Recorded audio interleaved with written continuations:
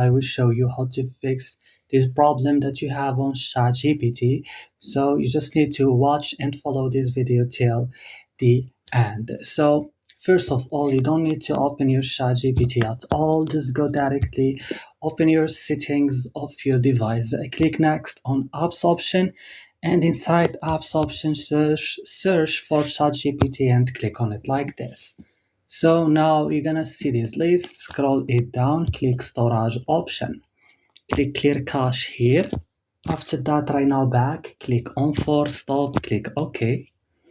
So guys, go to Play Store or App Store and search for ChatGPT and update it. For me, I already updated, so I don't need.